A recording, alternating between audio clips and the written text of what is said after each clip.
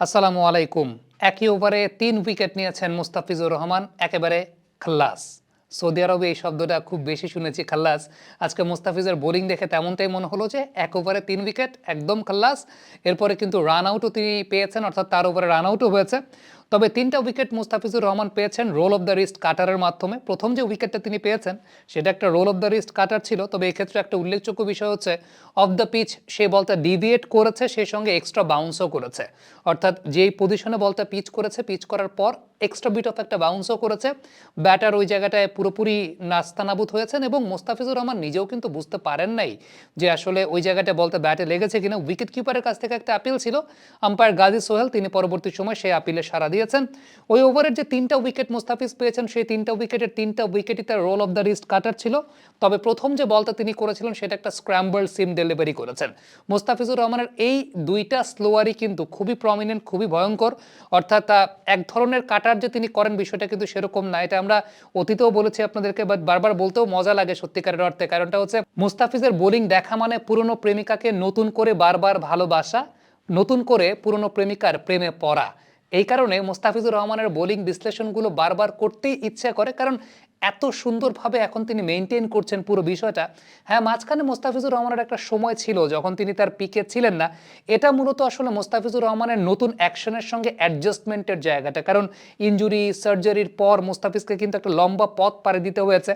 সত্যিকারের অর্থে আমার কাছে মনে হয় যে মোস্তাফিজুর রহমান তার ক্যারিয়ারের পিক টাইমটা এই মুহূর্তে পার করছেন। কারণ প্রথম যে বছরটা ছিল 2015-16 সাল, তখন তার ফ্রেশ বডি, ফ্রেশ লেগস, কোনো সার্জারি হয় নাই, কোনো ইনজুরি হয় নাই এবং প্রথমবারের মতো এসেছেন, তাকে নিয়ে খুব বেশি অ্যানালাইসিসও হয় নাই।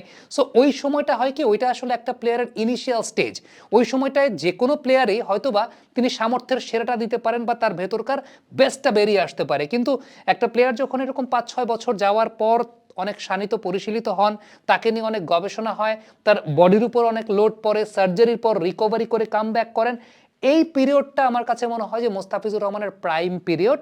যেটা অনেকে বলবেন যে 2015-16 সালে সেটা মোস্তাফিজুর রহমানের প্রাইম পিরিয়ড ছিল, কিন্তু আমার মতে এইটা মোস্তাফিজুর রহমানের প্রাইম পিরিয়ড। এবারে যেটা মজা লাগে করতে, আসলে মোস্তাফিজুর রহমানের স্ক্র্যাম্বল সিম ডেলিভারি এবং সেই সঙ্গে মোস্তাফিজুর রহমানের রোল অফ দ্য রিস্ট কাটার, দুইটার মধ্যে একটু কম্প্যারিজন করতে চাই। রোল অফ দ্য রিস্ট কাটারটা পরে বলি, কারণ এটা সবাই জানে, আপনারা সবাই এটা দেখে মজা পান। আরেক ধরনের বল কিন্তু মোস্তাফিজ করে, আরেক ধরনের স্লোয়ার মোস্তাফিজ করে, সেটা হচ্ছে স্ক্র্যাম্বল সিম কাটার। সেক্ষেত্রে কি বিষয় হয় সেটা আপনারা বাঁ পাশে দেখতে পাচ্ছেন। মূলত এই সময়টায় মোস্তাফিজুর রহমান বলকে হোল্ড করেন মূলত তার 3টা আঙ্গুল দিয়ে, একটা হচ্ছে থাম্ব, একটা ইন্ডেক্স ফিঙ্গার আর একটা মিডল ফিঙ্গার। এবং বলটাকে ছাড়ার সময় মূলত তিনি তার ইন্ডেক্স ফিঙ্গার এবং থাম্ব বা বৃদ্ধাঙ্গুলির উপর দিয়ে ছাড়েন। অনেকটা এই যে এইরকম, খেয়াল করে দেখেন, এই যে এরকম। এখানে কিন্তু মিডল ফিঙ্গারের ব্যবহারটা আসলে মোস্তাফিজের খুব বেশি হয় না। অনেকটা এইরকম ভাবে তিনি থাম্ব এবং ইন্ডেক্স ফিঙ্গারের উপর বেস করে তার বলটাকে রিলিজ করেন। তবে রোল অফ দ্য রিস্ট কাটারের সময় ব্যাপারটা আরো মজার। এই ক্ষেত্রে ব্যাপারটা যেটা হয় সেটা হচ্ছে বলটাকে তিনি হাতের একদম ভেতরে ঢোকান, বলটাকে হাতের রিস্টের ভেতরে ঢোকান। রিস্টের ভেতরে ঢোকানোর পর যেটা হয় সেটা হচ্ছে থাম্বের যে ব্যবহারটা, থামটাকে রিলিজ করে ফেলেন। থামটা এক্ষেত্রে বলের সংস্পর্শে থাকে না।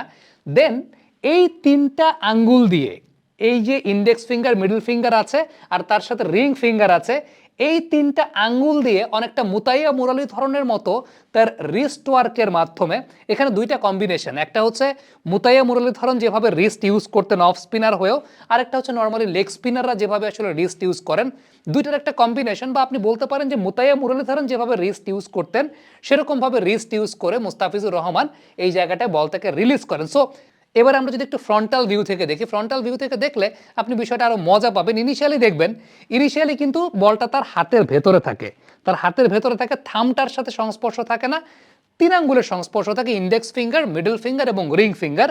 দেন যে সময়টা রিলিজ করবেন তখন কবজির মোচড়টা অনেকটা মুতাইয়া মুরলীধরন এবং লেগ স্পিনারদের একটা কম্বিনেশনে সেই অনুযায়ী তিনি বলটাকে রিলিজ করে দেন।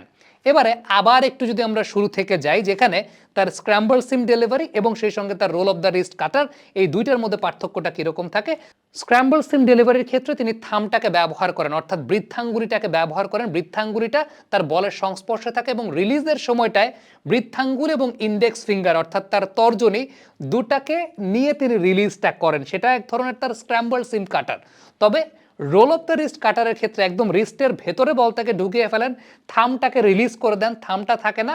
দেন ইন্ডেক্স ফিঙ্গার, মিডল ফিঙ্গার এবং রিং ফিঙ্গার দিয়ে লাস্টে তিনি বলটাকে রিলিজ করেন। রিং ফিঙ্গারের ব্যবহারটা এক্ষেত্রে আছে তার এই জায়গাটাতে। সো মোস্তাফিজুর রহমানের এই কাটারটা সত্যিকারের অর্থে পুরো বিশ্বে ওয়ান পিস, মানে পুরো বিশ্বে ওয়ান পিস, মানে এরকম ফ্লেক্সিবল কাটার, এইভাবে রিস্টের উপর বেস করে জোরে বোলিং করা, রিস্টের উপর বেস করে এরকম 115, 16, 120 কেজে বোলিং করা, এটাই তো আসলে পার্থক্যের জায়গাটা। মনে হয় যে একজন স্পিনার 120, 118, 119-এ বোলিং করছে।